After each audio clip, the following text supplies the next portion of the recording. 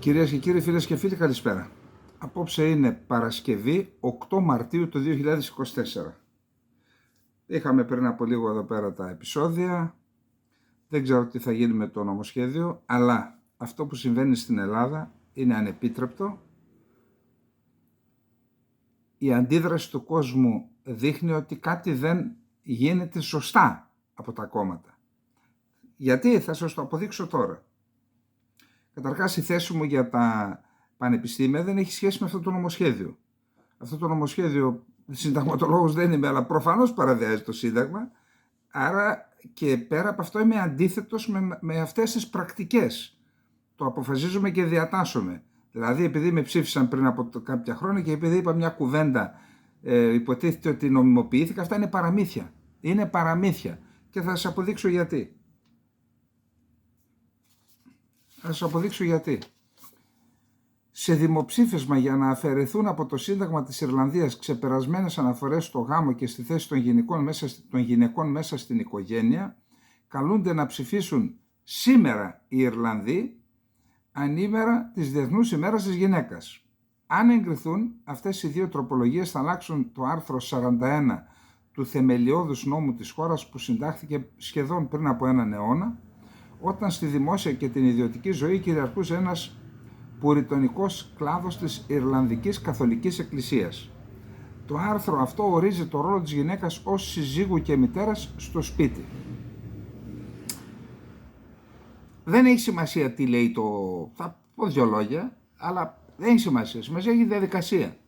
Η πρώτη τροπολογία έχει στόχο να διευρυνθεί ο ορισμός της οικογένειας για να περιλάβει σχέσεις με διάρκεια που συνάπτονται εκτός γάμου και να προσφέρει προστασία σε αυτά τα ζευγάρια ή οικογένειες, μονογονεϊκές κτλ.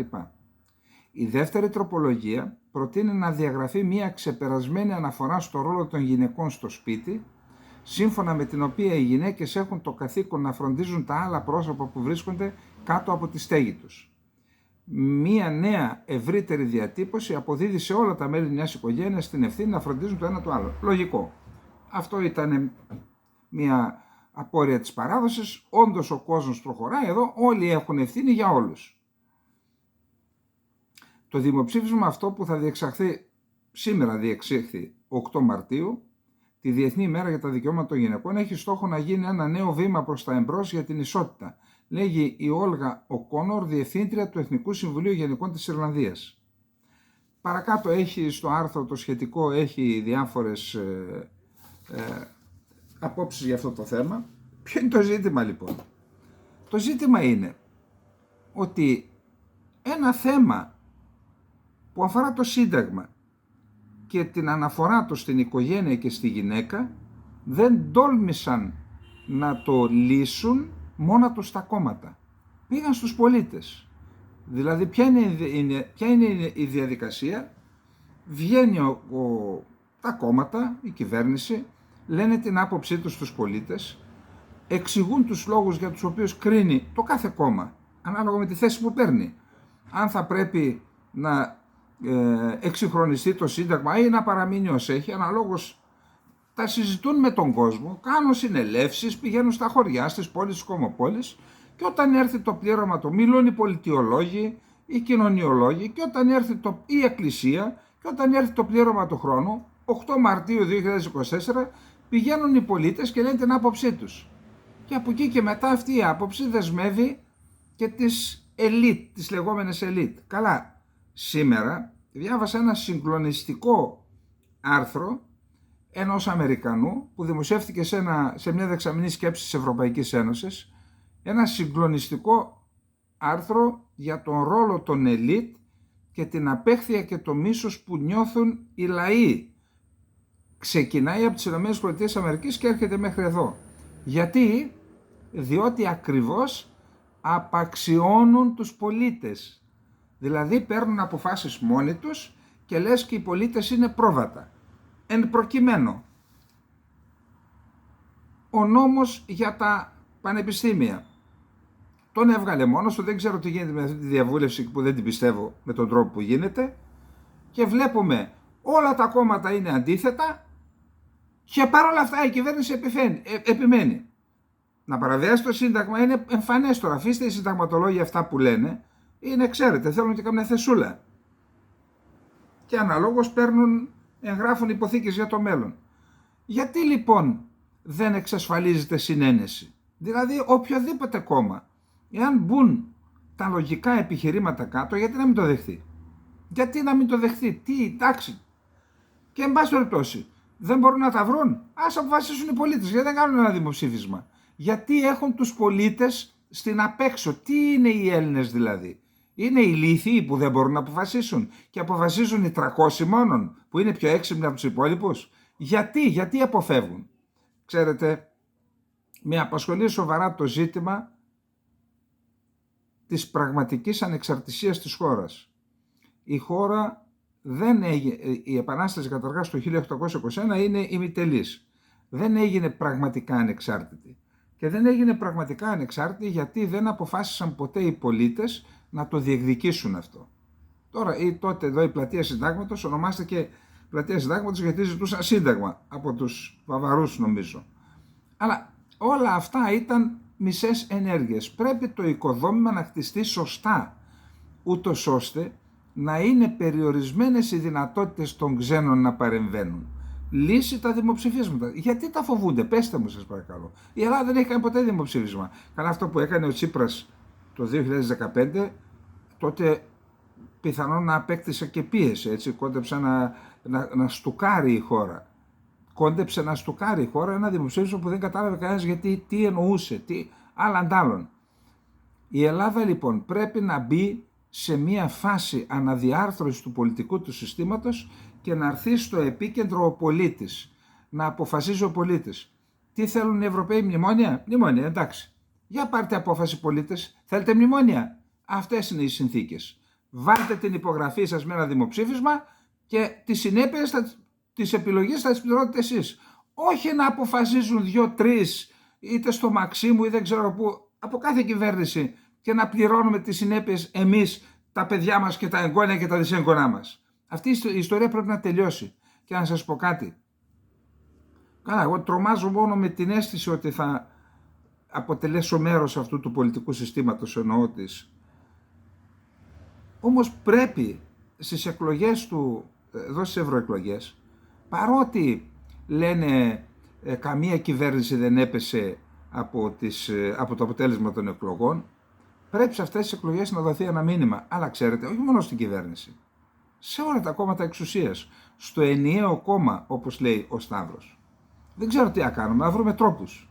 Να βρούμε τρόπους, όχι δια της αποχής, δια της ψήφου. Ξέρω εγώ, κάτι πρέπει να γίνει, ούτως ώστε να πάρουν ένα ισχυρό μήνυμα, να χτυπήσει καμπανάκι και αυτό να αποτελέσει, αν θέλετε, και την απαρχή για την αλλαγή. Δεν γίνεται με αυτή την ιστορία να πάμε άλλο.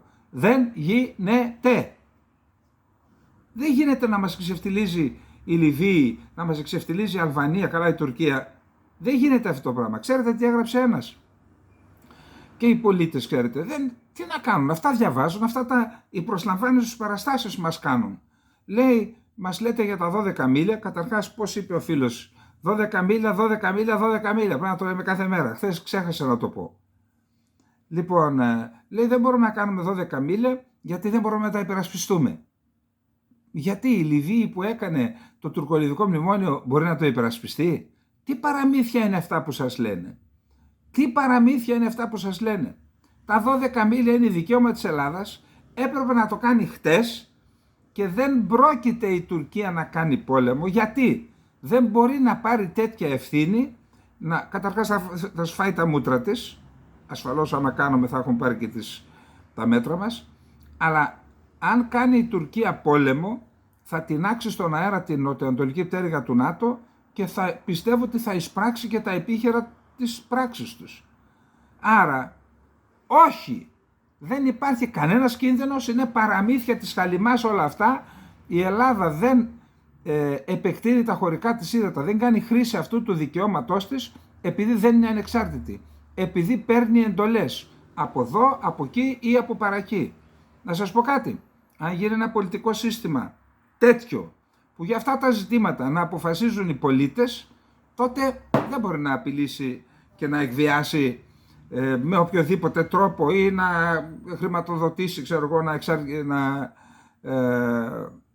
να εξαγοράσει 10 εκατομμύρια πολίτες ή όποια δύναμη θέλει να το κάνει. Αυτή είναι η ιστορία. Δεν ανακαλύπτουμε τον τροχό. Υπάρχει σε άλλες χώρες, μόλις σας το απέδειξα.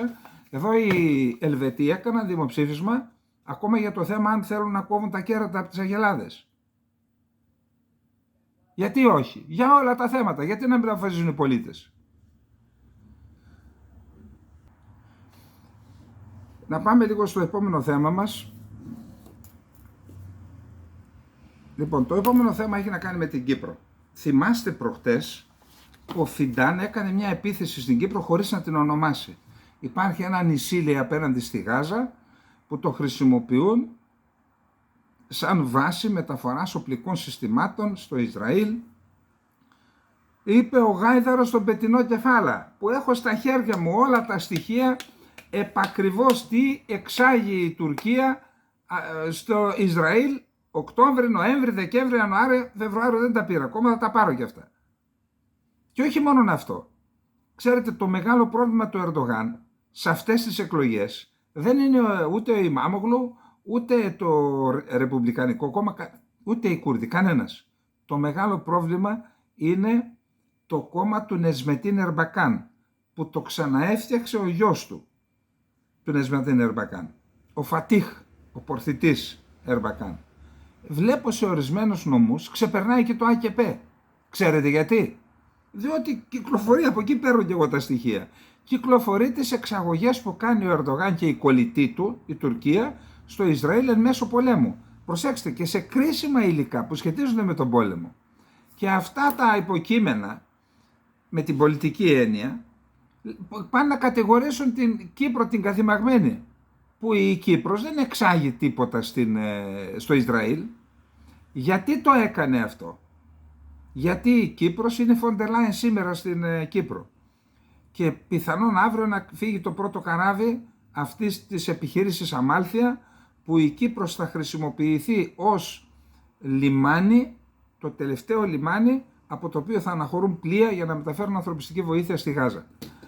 Ο Μάριος Ευρυβιάδης, φίλος, εκπληκτικός καθηγητής και καθαρός άνθρωπος και καλός πατριώτης, δυνατός πατριώτης, ανώθευτος και πανεπιστημιακός δάσκαλος από τους λίγους, διδάσκει τώρα στο Πανεπιστήμιο Νεάπολης, υπηρέτησε ως στο γραφείο τύπου της Πρεσβείας Κυπριακής Δημοκρατίας στην Ουάσιγκτον και μου έστειλε επιγόντως ένα άρθρο που το δημοσιεύσαμε στο Infognomos Πολιτικά και θα το διαβάσουμε σήμερα για αυτό το θέμα.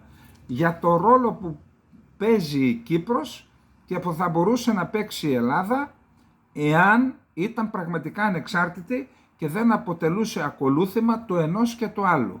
Όποιος εκβιάζει ή όποιος χρηματίζει αυτούς που αποφασίζουν, αυτός τελικά δείχνει κατεύθυνση στην Ελλάδα, να πας με την Ουκρανία, να πας μόνο με το Ισραήλ, μόνο με την Ουκρανία. Αυτή την ανοησία της σωστής πλευράς της ιστορίας. Για προσέξτε εδώ τώρα τι γίνεται, τι λέει ο Μάριος Ευρυβιάδης. Ξαφνικά όλοι επίγονται για να ανοίξει ο ανθρωπιστικός διάδρομος στη Γάζα μέσω Κύπρου. Όλοι. Αμερικάνοι, Εγγλέζοι, Ευρωπαϊκή Ένωση, Άραβες, Εμιράτα, Σαουδάραβες. Ακόμα και οι Ισραηλινοί. Όλοι τρέχουν να προλάβουν τον σε εξέλιξη λοιμό, αλλά και τις επερχόμενες λοιμώδεις νόσους που πάντα ακολουθούν κατά πόδας παρατεταμένους πολέμους σε τριτοκοσμικές χώρες.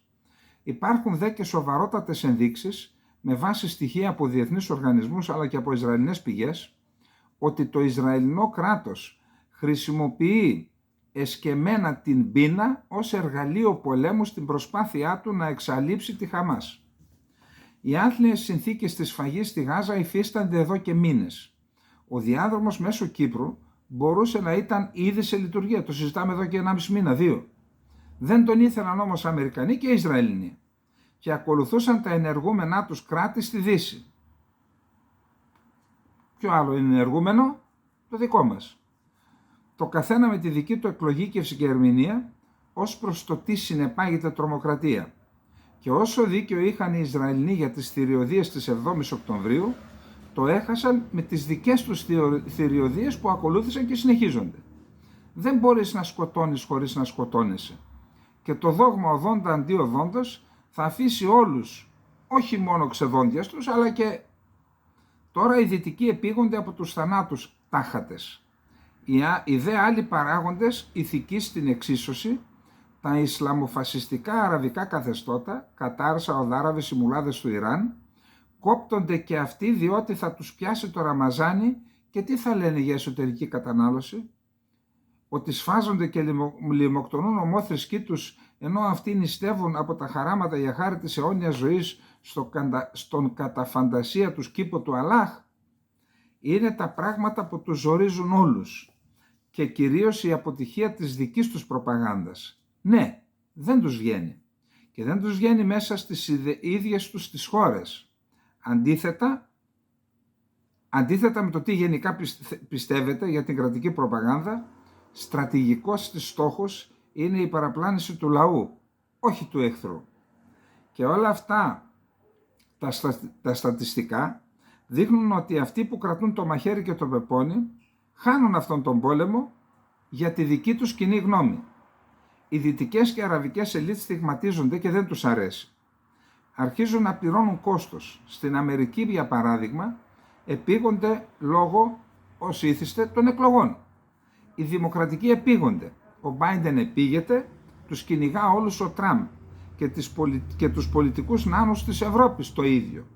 Ως προς το ρόλο της Κύπρου ως διαδρόμου ανθρωπιστικής βοήθειας και τη σημασία του για τα κρατικά της συμφέροντα, θέλω να υπογραμμίσω κάποια ιστορικά δεδομένα τα οποία τα έζησε ο κύριος Ευρυβιάδης. Για δείτε, από το 1983 τουλάχιστον, η Κύπρος, λόγω της στρατηγικής της θέσης και σε πείσμα λυσόδους τουρκικής αντίθεσης, λειτουργεί σε όλα τα επίπεδα ως χώρος για ανθρωπιστική προστασία και ως ανθρωπιστικός διάδρομος για την ευρύτερη περιοχή της Μέσης Ανατολής. Κάτι τέτοιο συνέβη το 1982-1983, το 1990, το 2003, όταν υπήρχαν πολεμικές συγκρούσεις με παγκόσμιες συνέπειες. Η Ισραηλινή εισβολή στο Λίβανο του 1982 είχε καταιγιστικές στρατηγικές συνέπειες. Συνοπτικά, οι θηριωδίες των Ισραηλινών και των ακροδεξιών φαλαγγιτών συμμάχων του στο Λίβανο κατά αμάχων Παλαιστινίων έφεραν την πρώτη και μοναδική καταδίκη τους από τον Αμερικανό πρόεδρο Ρίγκαν και το πρώτο και μοναδικό εμπάργκο αμερικανικών όπλων στο Ισραήλ, έστω και αν αυτό δεν κράτησε πολύ. Πιο σημαντικά οδήγησε στην ανάπτυξη Αμερικανών και Γάλλων πεζοναυτών, οι οποίοι τον Οκτώβριο του 1983 έγιναν θύματα 2 επιθέσεων αυτοκτονίας, με 241 Αμερικανούς πεζοναύτες νεκρούς και 58 Γάλλους. Είχε προηγηθεί η ανατείναξη της Αμερικανικής πρεσβείας τον Απρίλη με 63 νεκρούς. Οι Αμερικανοί τότε ζήτησαν επιγόντως τη βοήθεια και την άδεια των Τούρκων να χρησιμοποιήσουν τη βάση του Ιντζερλίκ, την οποία οι ίδιοι έχτισαν και χρηματοδότησαν οι Αμερικανοί. Και οι Τούρκοι τότε, του Οζάλ που το έπαιζε φιλοδυτικός, το αρνήθηκαν, ξέρετε, με τον τρόπο που το κάνουν οι Τούρκοι. Αντίθετα, η Λευκοσία αντέδρασε άμεσα και αποτελεσματικά.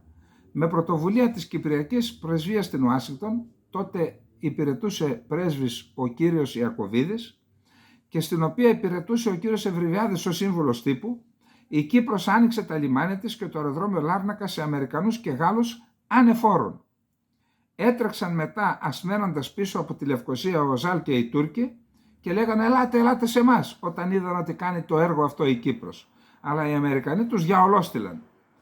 Τα ξέρει αυτά, τα έζησε ο Μάριος, γι' αυτό τα λέει έτσι.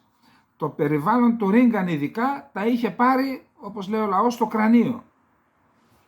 Οι συνέπειες αυτής της στρατηγικής κίνησης για την Κύπρο υπήρξαν καταλυτικές.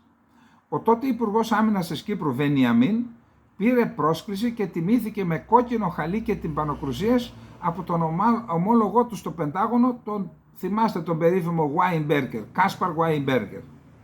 Οι Αμερικανοί καταδίκασαν ανεπιφύλακτα και με πρωτοφανή γλώσσα το αποσχιστικό τουρκικό πραξικόπημα τον Νοέμβριο του 1983 με το ψευδοκράτος. Και ο πρόεδρος Κυπριανού πήρε επίσημη πρόσκληση στο Λευκό Οίκο, όπου ο Ρίγκαν τον ευχαρίστησε διάχυτα για το ρόλο της Λευκωσίας στη διάσωση ζωών Αμερικανών πεζοναυτών. Υπογραμμίζω εδώ πως για λόγους που δεν είναι της ώρας, ο Σπύρος Κυπριανού θεωρούνταν κόκκινο πανί για τους Αμερικανούς.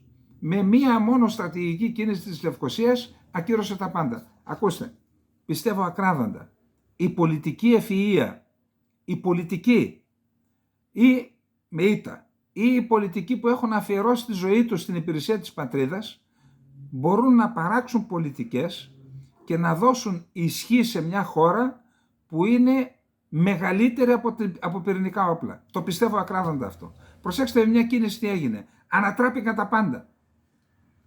Και η Κύπρος έγινε ισχυρότερη στη συγκεκριμένη περίπτωση από την Τουρκία.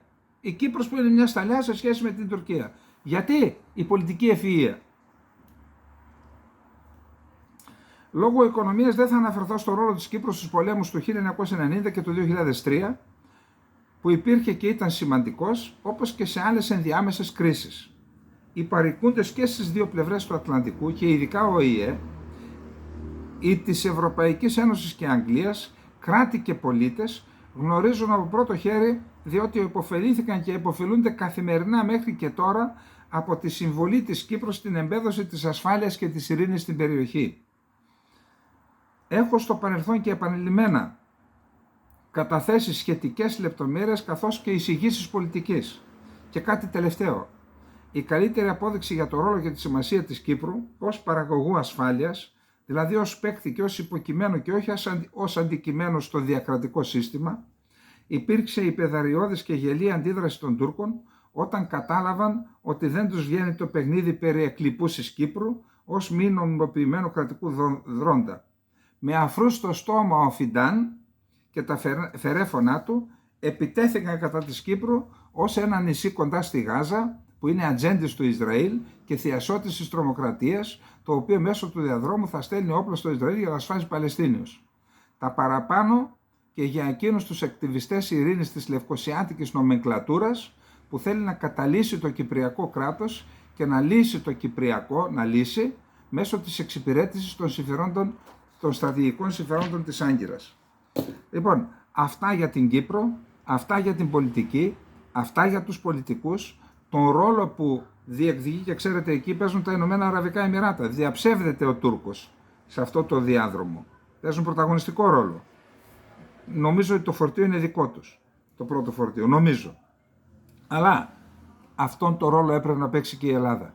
Και στη Μέση Ανατολή και στο θέμα δύο ορθόδοξες χώρες σκοτώνονται, η Ρωσία εισέβαλε, η Ουκρανία είναι η χώρα που έχει χάσει εδάφη, δύο ορθόδοξες χώρες σκοτώνονται, πολεμούν, η Ελλάδα θα μπορούσε, αν δεν έκανε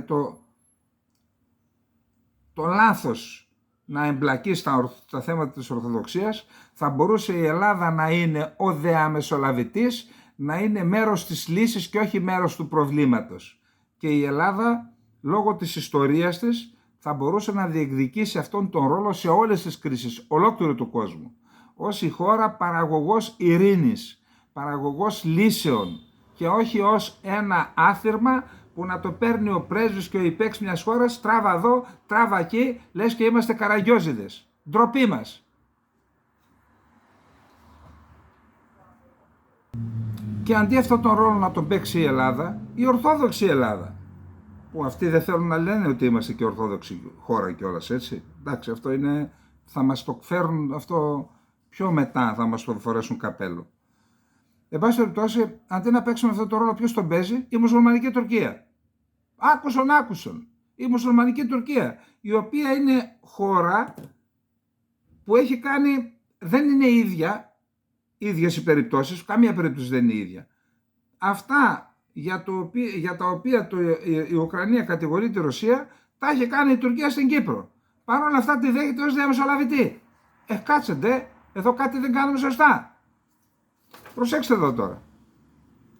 Στην Κωνσταντινούπολη θα μεταβεί αύριο ο πρόεδρος της Ουκρανίας Βολοντίμιρ Ζελένσκι, προκειμένου να συναντηθεί με τον Τούρκο ομόλογο του Ρετζέπ Ταΐπ Ερντογάν. Αυτό γνωστοποίησε σήμερα η Τουρκική Προεδρία και το Υπουργείο Εξωτερικών της Τουρκίας. Η επίσκεψη θα περιλαμβάνει μια λεπτομερή συζήτηση για την πορεία του πολέμου Ουκρανίας-Ρωσίας, την πρόσφατη κατάσταση των επαφών σχετικά με τη συνέχιση της συμφωνίας για τον διάδρομο των σιδηρών και τις προσπάθειες για διαρκή ειρήνη στην περιοχή, διαμεσολαβητικό ρόλο.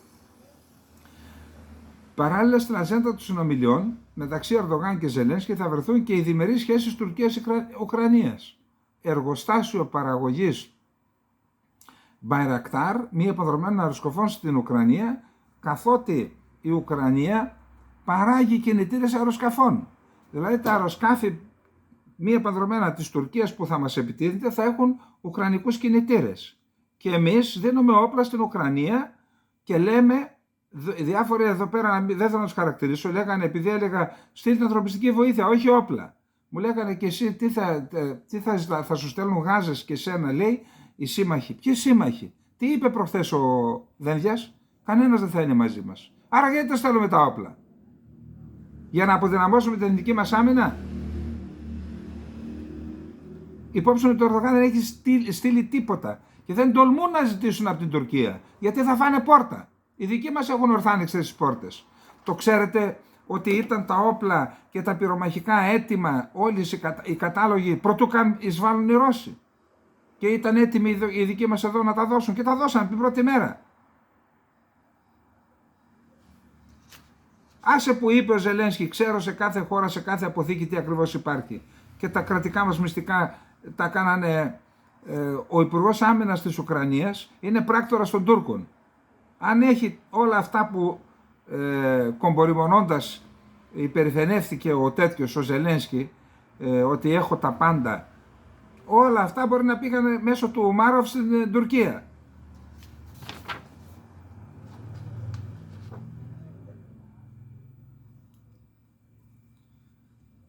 Η Τουρκία μεταξύ άλλων προμηθεύει το Κίεβο με μη επανδρομένα αεροσκάφη και είπαμε ότι εκεί κατασκευάζεται εργοστάσιο το οποίο το 2025 θα αρχίσει να παράγει, να παραδίδει. Και ενώ συμβαίνουν αυτά, αυτόν τον ρόλο λοιπόν γιατί να τον έχει η Τουρκία και να μην τον έχει η Ελλάδα? Αφήστε που την ανοικοδόμηση της Ουκρανίας ένα μεγάλο μέρος θα το πάρει η Τουρκία. Εδώ είμαστε και θα δούμε. Λένε ότι ο Μητσοτάκης πήγε και γι' αυτό εκεί. Δεν κατάλαβα. Δηλαδή έπρεπε να πάει στην Οδυσσό για να δεν μπορούσαν να γίνει με άλλο τρόπο αυτή η διαδικασία.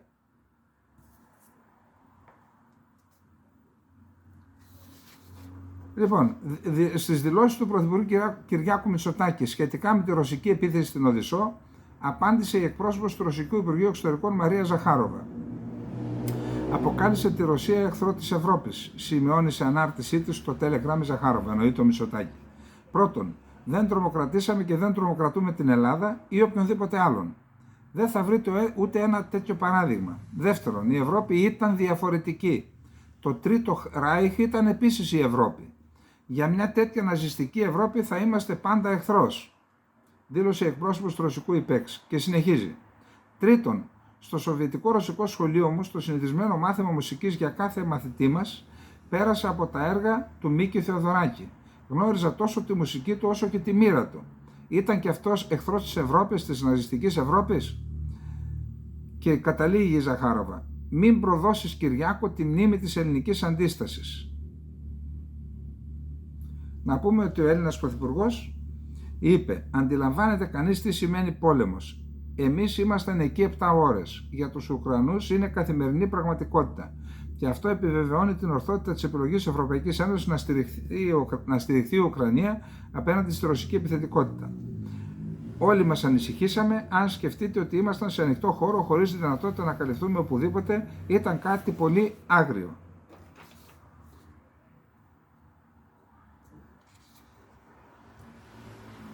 Αυτά με τα ζητήματα τα δικά μας. Να περάσουμε τώρα στα του Ισραήλ. Τον κεντρικό ρόλο που θα διαδραματίσει η Κύπρος στη δημιουργία θαλάσσιου διαδρόμου για τη μεταφορά ανθρωπιστικής βοήθειας στη Γάζα επισήμανε ανώτερος αξιωματούχος του Λευκού Οίκου. Δηλαδή, ενώ η Τουρκία λέει προχθές με ναύτεξ είναι κλιπούσα, δεν υπάρχει Κύπρος, δεν υπάρχει Κυπριακή Δημοκρατία, τώρα ο Λευκός Οίκος με μια κίνηση τέτοια πρέπει να κάνει η Ελλάδα και η Κύπρος, τέτοια πρέπει να κάνουμε. Πρέπει να με τις πράξεις μας και με τις πολιτικές μας να μας θεωρούν ιερούς χώρους, ιερά κράτη, την Κύπρο και την Ελλάδα. Αυτή πρέπει να είναι η Ελλάδα. και όχι αυτά τα τσαπατσούλικα που κάνει ο ένας και ο άλλος. Πιο συγκεκριμένο, ο αμερικανικός σχεδιασμός στηρίζεται πάνω στην πρωτοβουλία Αμάλθεια που είχε προτείνει η Κύπρος. Η συγκεκριμένη πρωτοβουλία προβλέπει να χρησιμοποιηθεί το λιμάνι της Λάρνακας για τη μεταφόρτωση της βοήθειας, η οποία θα ελέγχεται από Ισραηλινούς αξιωματούχους. Στη συνέχεια το υλικό θα μεταφέρεται σε μια πλωτή πλατφόρμα που θα κατασκευάσουν οι Αμερικανοί στην ακτή της Γάζας. Αναφερόμενος σε αυτή τη νέα πρωτοβουλία, ο αξιωματούχος του Λευκού Οίκου σημείωσε ότι οι αρχικές αποστολές θα γίνουν μέσω Κύπρου με τη βοήθεια του Αμερικανικού στρατού και ενός συνασπισμού εταίρων και συμμάχων. Αυτή η νέα σημαντική πρωτοβουλία θα πάρει αρκετές εβδομάδες για να σχεδιαστεί και να εκτελεστεί. Οι δυνάμεις που θα επιτεθούν για την ολοκλήρωση αυτής της αποστολής είτε βρίσκονται ήδη στην περιοχή, είτε θα αρχίσουν να μετακινούνται εκεί σύντομα. Ανυπομονούμε να συνεργαστούμε με τους στενούς μας εταίρους και συμμάχους στην Ευρώπη, στη Μέση Ανατολή και πέραν αυτής για να οικοδομήσουμε ένα συνασπισμό χωρών που θα συνεισφέρουν δυνατότητες και χρηματοδότηση σε αυτή την πρωτοβουλία. Ερωτώμενος για τους κινδύνους ασφάλειας, είπε ότι υπάρχει συντονισμός με την Κύπρο και το Ισραήλ, στενή συνεργασία και ότι οι αμερικανικά στρατεύματα δεν θα πατήσουν το έδαφος της Γάζας. Νομίζω ότι είναι σημαντικό να δηλώσω ότι συνεργαστήκαμε πολύ στενά με τους Ισραηλινούς για την ανάπτυξη αυτής της πρωτοβουλίας και ότι οι Ισραηλοί έχουν συνεργαστεί πολύ στενά με τους Κυπρίους εδώ και μήνες για να δημιουργήσουν έναν μηχανισμό στο λιμάνι της Λάρνακας που θα είναι απαραίτητος. Και θα συνεργαστούμε στενά και θα διευθετήσουμε τις λεπτομέρειες μαζί τους όσον αφορά ορισμένα από τα ερωτήματα ασφαλείας που θέσατε. Τώρα, ο πρόεδρος των ΗΠΑ, Τζο Μπάιντεν, μιλώντας στο Κογκρέσο, έκανε μια φλογερή ομιλία στο Κογκρέσο. Θα πάμε στο μεθεπόμενο θέμα μας. Και είπε πολλά εκεί, μεταξύ αυτών είπε ότι εργαζόμαστε εντατικά για μια εκεχηρία και θα δημιουργήσουμε ένα προσωρινό λιμάνι που θα μεταφέρει από την Κύπρο τα πράγματα στη Γάζα. Αυτό όμως θεωρήθηκε κοινικό από τον ΟΗΕ. Είναι η πρώτη φορά που ακούω κάποιον να λέει ότι πρέπει να χρησιμοποιήσουμε μία προβλήτα. Κανείς δεν ζήτησε προβλήτα, ούτε ο Παλαιστινιακός λαός, ούτε η ανθρωπιστική κοινότητα. Είπε ο Μάικλ Φάχρη, ειδικός εισηγητής για το δικαίωμα στη διατροφή, σε συνέντευξη τύπου που παραχώρησε στη Γενέβη του ΟΗΕ. Στην ομιλία του την Πέμπτη για την κατάσταση της Ένωσης, ο Μπάιντεν έδωσε εντολή στον Αμερικανικό στρατό να κατασκευάσει ένα προσωρινό λιμάνι στη Γάζα. Ο Φάχρη, στον οποίο έχει ανατεθεί αυτός ο ρόλος από το Συμβούλιο Ανθρωπίνων Δικαιωμάτων, χαρακτήρισε κοινική την αμερικανική πρόταση, υπογραμμίζοντας ότι την ίδια ώρα οι ΗΠΑ παραδίδουν βόμβες και πυρομαχικά και στηρίζουν οικονομικά το Ισραήλ. Κατά την άποψή του, η πρόθεση των ΗΠΑ να φτιάξουν ένα λιμάνι οφείλεται στο γεγονός ότι πλησιάζουν οι προεδρικές εκλογές και ένα μέρος των Αμερικανών ασκεί πιέσεις οι δημοκρατικοί δηλαδή ασκούν πιέσεις στον Biden. Η πρόταση, λέει, απευθύνεται στο κοινό και δεν έχει ουσία. Εντάξει, εγώ δεν το πιστεύω αυτό. Εντάξει, μπορεί εν μέρει να είναι έτσι, αλλά αν γίνει εξέδρα και μεταφέρονται, αυτό έχει σημασία. Τώρα, γιατί το κάνει, αν εξυπηρετεί και πολιτικούς σκοπούς, τι να κάνουμε τώρα.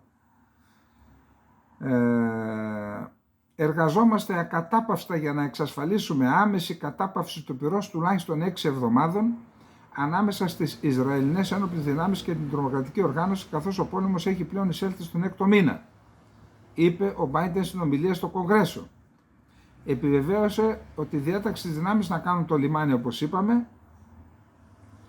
Τώρα, οι συνομιλίες σταμάτησαν την Πέμπτη και πιθανόν να αρχίσουν την Κυριακή ξανά, που είπαμε πριν το Ραμαζάνι, που είναι 10ο μηνός, είναι μεθαύριο. Μάλλον χάσαμε την ημερομηνία. Δεν έχουν καταρρεύσει, λέει το Al Kahera, είναι τηλεοπτικό δίκτυο που έχει πηγές στην υπηρεσία πληροφοριών της Αιγύπτου. Δεν έχουν καταρρεύσει οι συνομιλίες και το χάσμα ανάμεσα στις δύο πλευρές μειώνεται σταδιακά. Διαβεβαίωσε ο Αμερικανός πρεσβευτής στο Ισραήλ, ο Τζακ Λιού. Η αντιπροσωπεία της Χαμάς αναχώρησε από το Κάιρο για την Ντόχα, καθώς δεν ικανοποιήθηκαν οι ελάχιστες απαιτήσεις της από το Ισραήλ, είπε Παλαιστίνιος αξιωματούχος. Η Χαμάς ζητάει να συναυθεί συμφωνία για τους ομήρους, να κηρυχθεί οριστική κατάπαυση του πυρός και να αποσυρθούν τα Ισραηλινά στρατεύματα. Η κυβέρνηση Νετανιάχου λέει ότι δεν θα συζητήσει καν αυτά τα αιτήματα. Τώρα, ο Νετανιάχου πήγε στην αποφοίτηση μιας στρατιωτικής σχολής και εκεί μίλησε και είπε: δεν πρόκειται να σταματήσει ο πόλεμος, εμείς θα μπούμε και στη Ράφα και όσοι μας λένε αυξάνονται οι πιέσεις της διεθνούς κοινότητας, εμείς αντιστεκόμαστε, θα μπούμε και στη Ράφα και όσοι μας λένε να μην μπούμε στη Ράφα είναι σαν να μας λένε να χάσουμε τον πόλεμο. Αυτά και με το Ισραήλ. Πάμε να δούμε τώρα τι γίνεται στο Λίβανο, γιατί εκεί, αν ανοίξει εκείνο το μέτωπο, εκεί υπάρχει κίνδυνος πραγματικής επέκτασης του πολέμου, να μπει στο παιχνίδι και η Συρία και να γίνει γέα πυρή μιχθήτο. Θυμάστε τον Αμός Χοκστάιν. Είναι ο άνθρωπος ο οποίος είχε ειδικό ρόλο στην υπογραφή της συμφωνίας μεταξύ Λιβάνου και Ισραήλ. Οι δύο χώρες δεν έχουν, όχι μόνο δεν έχουν, είναι σε εμπόλεμη κατάσταση, δεν έχουν διπλωματικές σχέσεις, δεν αναγνώρισε ποτέ ο Λίβανος το Ισραήλ.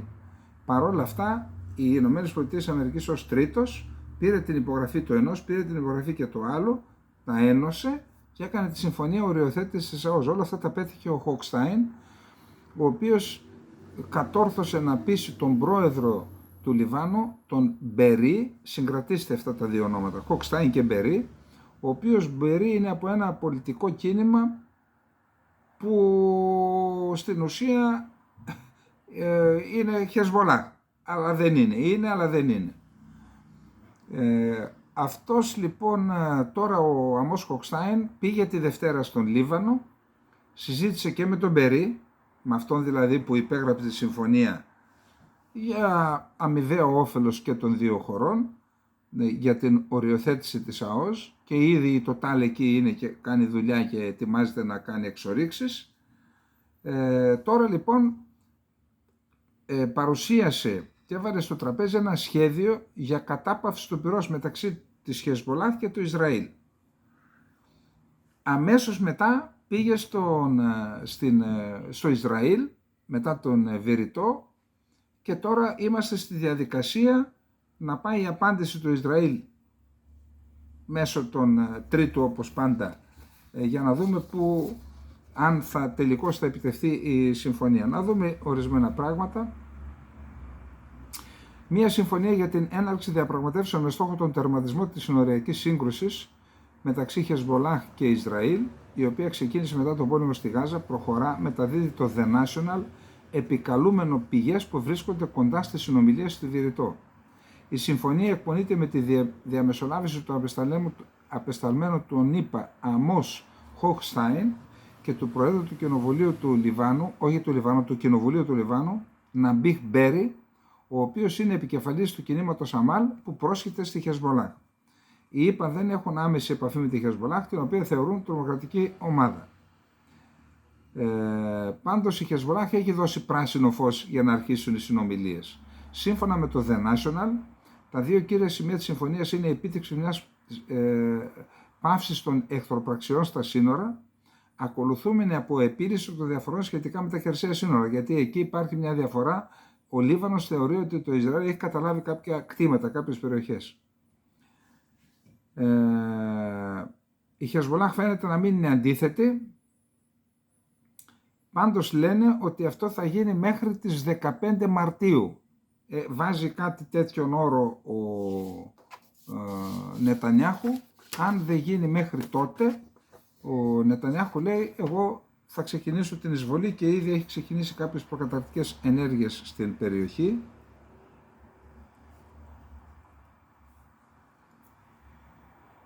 Να δούμε τώρα τι γίνεται στις ΗΠΑ. Καλά, ο Τραμπ ζει το μύθο του. Είναι με τη μέθη της νίκης, έχει αποσυρθεί η Χέιλι, πλέον το μόνο που μένει είναι τα δικαστικά. Αλλά φαίνεται ότι αυτή η ορμή προς την εξουσία πιθανόν να επηρεάσει και τους δικαστές. Γιατί αν οι δικαστές του κόψουν το δρόμο για το Λευκό Οίκο, κανείς δεν αποκλείει να έχουμε και περίεργα πράγματα στις ΗΠΑ από τους οπαδούς του Τραμπ. Θα διαβάσω σε λίγο ένα συγκλονιστικό κείμενο. Έπαθα πραγματικά απίστευτο. Τώρα, όντως έκανε μια τρομερή ομιλία. Μπόρεσα να δω μερικά αποσπάσματα του Biden, ενώ σε άλλες φάσεις τον βλέπαμε κουρασμένο, δεν μπορούσε να περπατήσει. Εκεί ήταν δυνατός, μίλησε, επιτέθηκε κατά του Τραμπ, δεν ανέφερε το όνομά του, είπε όμως διάφορα πράγματα, τον επεφημούσαν οι δημοκρατικοί, όρθιοι χειροκροτούσαν, οι ρεπουμπλικάνοι καθισμένοι. Λέει λοιπόν,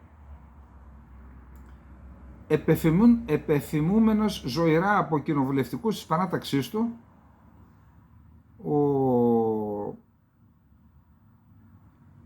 ο Biden κατηγόρησε τον προκάτοχό του, χωρίς να το ονομάσει, ότι υποκλήθηκε στο Ρώσο πρόεδρο Βλαντιμίρ Πούτιν, κρίνοντας ότι η ελευθερία και η δημοκρατία στη χώρα υφίστανται επίθεση. Από την εποχή του Προέδρου Λίνκολν και του Αμερικανού εμφυλίου πολέμου, ουδέποτε η ελευθερία μας και η δημοκρατία μας είχαν δεχτεί τέτοια επίθεση στη χώρα μας όπως σήμερα. Βαριές κουβέντες. Ο προκάτοχός μου, ρεπουμπλικανός πρώην πρόεδρος, πάλι δεν λέει τον Τραμπ το όνομά του, λέει στον Πούτιν κάνει ό,τι θες. Όντως το είπε αυτό πρώην πρόεδρος υποκλεινόμενος σε Ρώσο πρόεδρο. Είναι σκάνδαλο, είναι επικίνδυνο, είναι απαράδεκτο. Ο Biden τόνισε ότι εγώ δεν πρόκειται να υποκληθώ στο Ρώσο ομόλογό μου και κάλεσε το Κογκρέσο να εγκρίνει τη χορήγηση περισσότερης αμερικανικής στρατιωτικής βοήθειας στην Ουκρανία για να σταματήσουμε τον Πούτιν. Είπε ακόμη ότι θέλει το μέλλον της Αμερικής να βασίζεται στις θεμελιώδεις αξίες της, την εντιμότητα, την αξιοπρέπεια και την ισότητα. Να όμως που κάποιοι άλλοι άνθρωποι της ηλικίας μου βλέπουν άλλη ιστορία. Αυτή μιας Αμερικής παραδομένης στην αποστροφή, στην εκδίκηση. Και είπε ότι στην ουσία ο Τραμπ θέλει να με εκδικηθεί γιατί έχασε το 2020 στις εκλογές από μένα. Αυτό θέλει, λέει. Και επίσης δαιμονοποιεί τους μετανάστες. Εγώ, λέει, δεν θα δαιμονοποιήσω τους μετανάστες και κάλεσε τους Ρεπουμπλικάνους, ελάτε να συνεργαστούμε, να κάνουμε ένα νόμο για να προστατεύουμε καλύτερα τα σύνορα. Και είπε αυτά μετά για την κατάπαυση στη Γάζα και για το λιμάνι. Και πάμε τώρα στο εκπληκτικό άρθρο, το οποίο είναι του Τζέρεμι Σαπίρο και έχει δημοσιευθεί στο European Council on Foreign Relations. Λοιπόν, στις περιπλανήσεις μου στην Ευρώπη, λέει ο Σαπίρο, οι άνθρωποι με ρωτούν πώς οι Αμερικανοί μπορούν να ψηφίσουν τον Ντόναλντ Τραμπ. Πώς μπορείτε να τον ψηφίσετε, δηλαδή δεν το θέλουν οι Ευρωπαίοι. Τι συνέβη, αναρωτιούνται, στη μεγάλη σας χώρα που ο μισός πληθυσμός της ερωτεύτηκε τόσο βαθιά αυτή την απεχθή φιγούρα? Στην Ουάσιγκτον δεν υπάρχουν καλές απαντήσεις σε αυτό το ερώτημα. Είναι ένα κακώς κρυμμένο μυστικό που ακόμα και οι περισσότεροι ρεπουμπλικάνοι στην Ουάσιγκτον τον μισούν, τον Τραμπ, και αγωνίζονται να καταλάβουν πώς τους έκλεψε το κόμμα τους. Μεταξύ της πολιτικής ελίτ και στις δύο πλευρές του Ατλαντικού, η αντοχή του Τραμπ παραμένει ένα μεγάλο πολιτικό παζλ της εποχής μας. Αλλά για πολλούς ανθρώπους πέρα από τη ζώνη της Ουάσιγκτον, ακόμα και να κάνουν αυτή την ερώτηση, δεν μπορούν να κατανοήσουν τη ΣΥΠΑ. Βλέπουν το φόβο και την απέχθεια που δημιουργεί ο Τραμπ στους θεσμούς κατεστημένο από τους New York Times μέχρι τη γερουσία των ΗΠΑ ως απόδειξη ότι έχει κάτι. Δηλαδή ότι ο Τραμπ τα βάζει με το κατεστημένο και γι' αυτό τον πάει ο κόσμος. Ο κόσμος, λέει, δεν αγαπά τον Τραμπ. Μισεί το κατεστημένο και επειδή ο Τραμπ στρέφεται εναντίον του κατεστημένου, στηρίζουν τον Τραμπ. Αλλά, ακούστε τώρα, οι 91 ποινικές κατηγορίες του Τραμπ, οι αναρρύθμιτες αστικές αγωγές εναντίον του και οι αποκαλυπτικές προβλέψεις ότι η επανεκλογή του θα καταστρέψει τη δημοκρατία, είναι κατά την άποψη αυτή εκδηλώσεις τυφλού και αδιάκοπου μίσους. Το σημαντικό ερώτημα λοιπόν είναι γιατί τον ψηφίζουν, αλλά γιατί το πολιτικό κατεστημένο το μισεί τόσο πολύ. Όλοι αυτοί που τα λένε αυτά, λέει, τον μισούν τον Τραμπ. Ο Κέβιν Ρόμπερτς, εδώ πάμε στο ζουμί τώρα, πρόεδρος του συντηρητικού think tank του Ιδρύματος Heritage στην Ουάσιγκτον, έχει μία συνοπτική απάντηση σε αυτήν την ερώτηση. η πολιτική ελίτ μισεί τον Ντόναλντ Τραμπ, είπε σε μια ομάδα ευαγγελικών ραδιοφωνικών σταθμών στο Τέξας τον Φεβρουάριο, επειδή αποτελεί απειλή για αυτούς, για την πολιτική ελίτ. Αποτελεί απειλή για την ατζέντα τους. Είναι απειλή για τα προνόμια τους. Αποτελεί απειλή για τις φιλοδοξίες τους.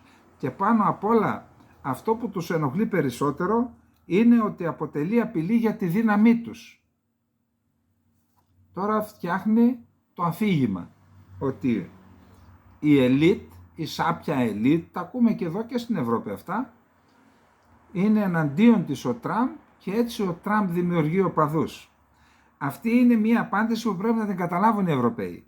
Όχι μόνο για να κατανοήσουν τι συμβαίνει στις ΗΠΑ, αλλά και για να αναλογιστούν τους πολιτικούς αγώνες τους με πολιτικές δυνάμεις που μοιάζουν με τον Τραμπ στο εσωτερικό των χωρών τους. Δεν έχει άδικο. Συχνά ο αγγελιοφόρος είναι και το μήνυμα. Ο Ρόμπερτς έφτασε στο ίδρυμα, στο Heritage, ως outsider της DC και πέρασε τα 2 τελευταία χρόνια μεταμορφώνοντάς το σε ένα είδος think tank κατά της elite. Η επιστολή αυτού του think tank δεν είναι πλέον μόνο να παρέχει ιδέες για τις πολιτικές των Ρεπουμπλικανών. Είναι τώρα και η αστυνόμευση του διαχωρισμού μεταξύ των κυβερνόμενων και των κυβερνώντων, δηλαδή των πολιτών και των elite. Από τη μία πλευρά, όπως είπε ο Ρόμπερτς στους New York Times τον Ιανουάριο, το έργο του think tank είναι να θεσμοποιήσει τον τραμπισμό. Σε συνεργασία με άλλες ομοδιάτησες οργανώσεις, το Ίδρυμα έχει δημιουργήσει την εντολή για ηγεσία, έναν τεράστιο οδηγό 800 και πλέον σελίδων, για το πώς μια νέα ρεπουμπλικανική κυβέρνηση θα μπορούσε να διοικήσει τη χώρα, γεμάτη με συντηρητικές πολιτικές ιδέες. Αλλά πιο ουσιαστικά το μήνυμά της είναι ότι οι άνθρωποι και οι θεσμοί έχουν μεγαλύτερη σημασία από τις ιδέες. Φυσικά το Ρεπουμπλικανικό κόμμα έχει στείλει εδώ και καιρό ένα μήνυμα στις ελίτ. Σε κάποιο βαθμό κάθε Ρεπουμπλικανός πρόεδρος, τουλάχιστον από τον Ρόναλντ Ρίγκαν και πολλοί δημοκρατικοί επίσης, έχουν θέσει υποψηφιότητα ως outsider στην Ουάσιγκτον. Ο George Bush Jr. κατάφερε ακόμα να κάνει αυτό το κόλπο στην προεκλογική του εκστρατεία το 2000. Σπάνια όμως κυβερνούσαν έτσι. Η κύρια αποτυχία της πρώτης κυβέρνησης Τραμπ ήταν, κατά την άποψη του Ρόμπερτς και πολλών άλλων υποστηρικτών του Τραμπ, να πιστέψει ότι θα μπορούσε να κάνει επανάσταση χρησιμοποιώντας τις παλιές ελίτ. Να δείτε τι ετοιμάζει τώρα. Ξύλωμα όλες τις παλιές ελίτ και θα βάλει τους δικούς του ανθρώπους. Για αυτούς οι συντηρητικές πολιτικές του Τραμπ πολύ συχνά εμποδίζονταν από την εδραιωμένη γραφειοκρατία του διοικητικού κράτους, τη βαθιά φιλελεύθερη προκατάληψη των μέσων ενημέρωσης και των πολιτιστικών ιδρυμάτων των ΗΠΑ, ακόμα και από τις απάτες των πολιτικών διορισμένων των κατεστημένων του Τραμπ. Μια νέα θητεία θα είχε την ίδια μοίρα αν πρώτα δεν κατέστρεφε αυτήν την ελίτ και δεν την αντικαθεστούσε με αυτούς που δεν μισούν κρυφά τον Τραμπ. Έτσι το ίδρυμα, το think tank, συγκεντρώνει επίσης μια βάση δεδομένων με δεκάδες χιλιάδες πιθανούς κυβερνητικούς διορισμούς που ελπίζει ο Ρόμπερτς ότι θα σπάσουν επιτέλους την εξουσία των ελίτ που κυβερνούν την Ουάσιγκτον για τόσο καιρό. Αυτό που σας είπα. Δρόμο τους σάπιους, όπως λένε, για να φέρει τους δικούς του. Ο πρόεδρος Τραμπ πρόκειται να αφαιρέσει την εξουσία από τις ελίτ, είπε ο Ρόμπερτς στους συγκεντρωμένους στον Νταβός αυτόν τον Ιανουάριο, προσθέτοντας ότι πολλοί άνθρωποι σε αυτή την αίθουσα είναι μέρος του προβλήματος. Γι' αυτό τον βρίζουν όλοι. Πέρα από τα αντικειμενικά, το πάθος και το μίσος εναντίον του Τραμπ είναι γι' αυτό, γιατί αποτελεί πρόβλημα και απειλή για τα προνόμια τους. Η εντολή για ηγεσία είναι επομένως ένα σχέδιο για την εξάλληψη του διοικητικού κράτους, των 2 εκατομμυρίων μη εκλεγμένων ομοσπονδιακών γραφειοκρατών που σύμφωνα με τον Ρόμπερτς αντιστάθηκαν παράνομα και αντισυνταγματικά στη συντηρητική μεταρρύθμιση. Μια νέα κυβέρνηση του Τραμπ θα επιτεθεί άμεσα στο βιομηχανικό συγκρότημα. Όλες οι αριστερές ελίτ που αντλούν τη δύναμή τους, το κύρος τους, το πλούτος τους από τη χειραγώγηση του ομοσπονδιακού προϋπολογισμού θα τους καθαρίσει. Αυτή η προσέγγιση παρέχει στο Ρόμπερτς μια έτοιμη εξήγηση για το γιατί το κατεστημένο, ακόμη και το ρεπουμπλικανικό κατεστημένο, μισεί τον Τραμπ. Το κατεστημένο αντιτίθεται σε αυτήν την ατζέντα, όχι επειδή φοβάται ότι θα είναι αυταρχική ή σκληρή, αλλά επειδή φοβάται ότι θα λειτουργήσει, επιστρέφοντας τη δημοκρατική εξουσία στον αμερικανικό λαό από τις ελίτ που τους την έχουν κλέψει, Καλά, μιλάμε τώρα ασχέτως του αποτελέσματος, έχει μια επαναστατικότητα αυτό μέσα. Σου λέει όλοι αυτοί κυβερνούν τόσα χρόνια, βλέπουν τα συμφέροντά τους, ερήμην του κόσμου. Λοιπόν, εδώ τώρα δεν χρειάζεται να πούμε τίποτα άλλο. Αυτά είναι σε γενικές γραμμές, που σημαίνει ότι στις ΗΠΑ έχουμε έναν διχασμό και αυτοί οι άνθρωποι είναι πεπισμένοι. Έχω γνωρίσει Έλληνες, οι οποίοι ήταν στην Ελλάδα αριστεροί, κεντροαριστεροί, Έλληνες της Αμερικής. Μιλώ για τις οικογένειές τους, για αγώνες. Και τώρα είναι με τον Τραμπ ακριβώς πάνω σε αυτήν τη λογική. Να φύγει η σαπίλα, να φύγουν οι σάπιες ελίτ, το κατεστημένο και αυτές οι ατζέντες που μας φέρουν και εδώ, όλα αυτά. Και είναι και φανατικοί, επαναλαμβάνω, πάλι αριστεροί στην Ελλάδα ή κεντροαριστεροί, εκεί τώρα είναι με τον Τραμπ. Εγώ δεν μπορώ να βγάλω αποτέλεσμα, προσπαθώ να καταλάβω τι γίνεται για να το μοιραστούμε. Λοιπόν, πάμε στην Ουκρανία. Τώρα δεν είναι νέο αυτό. Οι εξελίξεις στον πόλεμο της Ουκρανίας βρίσκονται σε κρίσιμη καμπή. Κάπου θα στρίψει αυτό το πράγμα. Δηλαδή,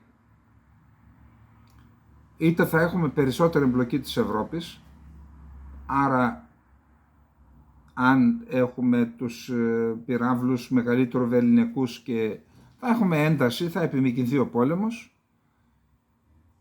είτε αν δεν βοηθήσουν Αμερικανοί και Ευρωπαίοι για να αποφευθεί μια προέλαση των Ρώσων, να πάμε σε μια διαδικασία παγώματος της σύγκρουσης, όπως στην Κορέα, έτσι. Γιατί η ειρηνευτική συμφωνία δεν είναι πολύ δύσκολο. Σε αυτή τη φάση λοιπόν έχουμε την παρέμβαση της Κίνας. Υπάρχει ένας ειδικός απεσταλμένος του Xi Jinping, του Προέδρου της Κίνας, ο οποίος επισκέφθηκε και την Ουκρανία, συναντήθηκε και με τον Ρώσο Υφυπουργό Εξωτερικών και συζητούν το θέμα. Εκτός δε από την Κίνα, να θυμίσουμε ότι υπάρχει η πρωτοβουλία της Ελβετίας να γίνει εκεί ειρηνευτική διάσκεψη, στην οποία θα συμμετέχουν και οι Ρώσοι με προϋποθέσεις που βάζει η Ουκρανία, και έχουμε και την επίσκεψη Ζελένσκι στην Κωνσταντινούπολη, που σημαίνει ότι υπάρχει μια κινητικότητα. Να δούμε. Τώρα, για να δούμε τι γίνεται, με τι ρόλο προσπαθεί να παίξει η Κίνα. Οι ψηλόβαθμοι Ουκρανοί αξιωματούχοι, σε συνάντηση που είχαν χθες Πέμπτη με τον Κινέζο απεσταλμένο Λι Χουί, του έδειξαν το σχέδιο του Κιέβου, που το σχέδιο του Κιέβου είναι η ειρηνευτική πρόταση Ζελένσκι, που λέει να φύγουν όλα τα ρωσικά στρατεύματα, να αποκατασταθεί η εδαφική ακεραιότητα της Ουκρανίας στα σύνορα του 1991 και μετά να τα βρούμε. Αυτή είναι. Α δούμε.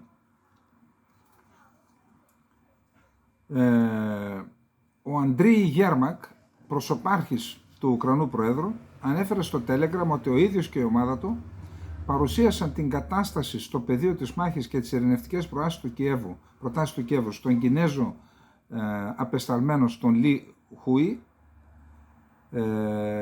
Ο Γέρμακ δήλωσε ότι η Ουκρανική πλευρά συζήτησε με τον Λι Χουί τις προοπτικές για την επίτευξη μιας δίκαιης ειρήνης για την Ουκρανία, την αποκατάσταση της εδαφικής ακεραιότητας και κυριαρχίας της χώρας και τη βάση της Ουκρανικής φόρμουλας ειρήνης. Το ειρηνευτικό σχέδιο της Ουκρανίας, όπως παρουσιάζεται από τον πρόεδρο Ζελένσκι, ζητά την αποχώρηση όλων των στρατευμάτων της Ρωσίας, την αποκατάσταση των μετασοβιετικών Ουκρανικών συνόρων του 1991 και μία διαδικασία για να λογοδοτήσει η Ρωσία για τις ενέργειές της.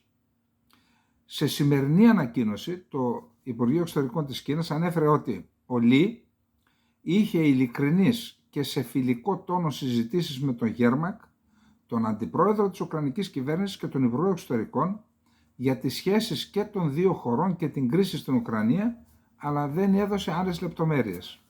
Θυμίζουμε ότι η Ελβετία έχει δεσμευτεί να φιλοξενήσει μια ειρηνευτική σύνοδο κορυφής και έχουν ήδη γίνει προκαταρκτικές συναντήσεις.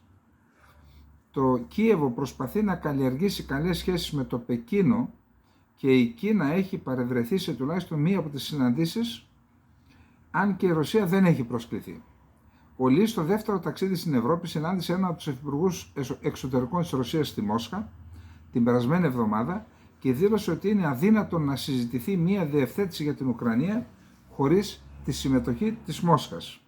Αναφερόμενος στις χθεσινές συνομιλίες με τον Γέρμακ, δήλωσε ότι η Ουκρανική πλευρά έδειξε στην κινέζικη αποστολή θραύσματα από πυράβλους που αποδεικνύουν ότι είναι κατασκευής της Βόρειας Κορέας και χρησιμοποιήθηκαν, λέει, 24 τέτοιοι πύραυλοι μέχρι τώρα από το ρωσικό στρατό. Ο Γέρμακ δήλωσε ότι κατά τη συνάντηση η Ουκρανία αναφέρθηκε σε αυτό που περιέγραψε ως ρωσικές παραβιάσεις διεθνών συνθηκών για τους αιχμαλώτους και ζήτησε παιδιά που έχουν πάρει οι Ρώσοι από τις περιοχές που έχουν καταλάβει και τα έχουν πάει στη Ρωσία να τα επιστρέψουν. Η Ρωσία τα αρνείται ότι έγινε κάτι τέτοιο. Λοιπόν, ο Πούτιν προχώρησε για δεύτερη φορά μέσα σε λίγες μέρες σε επίθεση φιλίας προς την Ιταλία, απαντώντας σε φόρουμ νεών που οργανώθηκε στο Σότσι σε ένα Ιταλό φοιτητή που ήταν παρόν. Θαυμάζαμε ανέκαθεν την Ιταλική τέχνη, αυτή μας έφερε κοντά Ρωσία-Ιταλία. Αλλά τους δυο λαούς μας δεν τους ένωσε μόνο η τέχνη, μας ένωσαν επίσης ο πόλεμος για ανεξαρτησία, ο Ιταλός ήρωας Τζουζέπε Γκαριμπάλντι. Οι Ιταλοί είχαν πάντα τις καρδιές τους λαχτάρα για ελευθερία. Αυτό σημαίνει ότι σέβεστε την επιδημία των άλλων λαών να κάνουν τις επιλογές τους και να διαλέγουν τη μοίρα τους, υπογράμμισε ο Ρώσος πρόεδρος. Τις 20 Φεβρουαρίου ο Πούτιν είχε αναβρεθεί και πάλι στην εγκύτητα της Ιταλίας με τη Ρωσία, απαντώντας στη Μόσχα σε ερώτηση Ιταλίδας φοιτήτριας. Η Ιταλία ήταν πάντα δίπλα μας, στη χώρα σας ένωσα σαν στο σπίτι μου, είπε ο Πούτιν στην... Τώρα, ο Μετβέντεφ. Εδώ να θυμίσουμε ότι ο Μετβέντεφ διετέλεσε και πρωθυπουργός και πρόεδρος της Ρωσίας. Όταν ήταν πρόεδρος και πρωθυπουργός είχε την εικόνα ενός μετριοπαθούς ανθρώπου, πιο μετριοπαθής από τον Πούτιν. Τώρα που είναι αντιπρόεδρος του Συμβουλίου Εθνικής Ασφάλειας, είναι ο σκληρότερος όλων σε βαθμό που υπερβαίνει κατά πολύ και τα διπλωματικά και η οθότα, έτσι. Όνειδος για τη ΣΥΠΑ χαρακτήρισε σήμερα τον Αμερικανό πρόεδρο Biden ο Μετβέντεφ, σύμμαχος του Ρώσου πρόεδρου Βλαντιμίρ Πούτιν. Μάλιστα είπε ότι ο Biden δεν δικαιούται να συγκρίνει τον εαυτό του με τον Φραγκλίνο Ρούσβελτ, γιατί κάτι είπε στην ομιλία του στο Κογκρέσο. Παρότι ο Ρούσβελτ ήταν ένας καταβεβλημένος άνθρωπος σε αναπηρικό αμαξίδιο, έβγαλε την Αμερική από την παγκόσμια οικονομική ύφεση. Ο Biden από την άλλη είναι ένας τρελός διανοητικά ανάπηρος, ο οποίος είναι αποφασισμένος να σύρει την ανθρωπότητα στην κόλαση. Έγραψε στην πλατφόρμα X ο Μετβέντεφ και συνέχισε. Ο Ρούσβελτ μαζί με τους συμμάχους, ανάμεσά τους και την Ένωση Σοβιετικών Σοσιαλιστικών Δημοκρατιών, πολεμούσε για την ειρήνη. Αντίθετα, ο Biden αποφασιστικά και επίμονα προσπαθεί να ξεκινήσει τον Τρίτο Παγκόσμιο Πόλεμο. Ο Ρούσβελτ πολεμούσε κατά των φασιστών, αλλά ο Biden πολεμά για αυτούς. Είναι το όνειδος των ΗΠΑ, έγραψε ο Μετβέντεφ. Διπλωμάτες λένε ότι οι απόψεις του αποτελούν ένδειξη του σκεπτικού που επικρατεί στα ανώτερα επίπεδα των ελίτ στο Κρεμλίνο. Ο πόλεμος στην Ουκρανία έχει πυροδοτήσει μια βαθιά κρίση της σχέσης της Ρωσίας με τη Δύση και ο Biden εξόρισε τους Ρώσους αξιωματούχους αποκαλώντας τρελό μπάσταρδο τον Πούτιν πριν από λίγες ημέρες. 2 άτομα σκοτώθηκαν και 26 τραυματίστηκαν χθες Πέμπτη σε ρωσική πυραυλική επίθεση στην πόλη Σούμι, στη Βόρεια Ουκρανία, δήλωσε η τοπική περιφερειακή διοίκηση. Η Ουκρανία αναμένει να λάβει 6 δισεκατομμύρια ευρώ από την Ευρωπαϊκή Ένωση στο πλαίσιο της τετραετούς βοήθειας για την Ουκρανία τους επόμενους 2 μήνες, δήλωσε σήμερα Παρασκευή ο Ουκρανός Πρωθυπουργός Ντένις Σμίχαλ. Η κυβέρνηση αναμένει να λάβει 4,5 δις ευρώ το Μάρτιο και άλλο 1,5 δις τον Απρίλιο, δήλωσε ο Σμίχαλ σύμφωνα με το Reuters. Ο Πρωθυπουργός της Τσεχίας, Πέτρ Φιάλα, δήλωσε σήμερα ότι η πρωτοβουλία του για την προμήθεια στην Ουκρανία πυρομαχικών που παράγονται εκτός Ευρώπης συγκέντρωσε τα απαραίτητα κεφάλαια για αγορά 300.000 οβίδων, αναθεωρώντας προς τα κάτω τον αριθμό στον οποίο είχε αναφέρει χθες ο πρόεδρος της χώρας.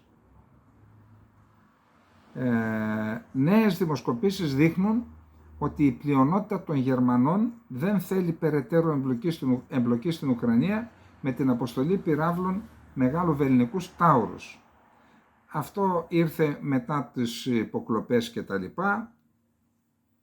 Σύμφωνα με τη δημοσκόπηση, για λογαριασμό του πρώτου προγράμματος της δημόσιας τηλεόρασης ARD, το 61% των ερωτηθέντων είναι αρνητικό στην αποστολή πυράβλων μεγάλοβελληνικούς τύπου Τάουρου στην Ουκρανία, θέση την οποία προσβεύει κατηγορηματικά και ο ίδιος ο Σόλτς. Ιδιαίτερο ενδιαφέρον παρουσιάζουν και τα υπόλοιπα δημοσκοπικά ευρήματα.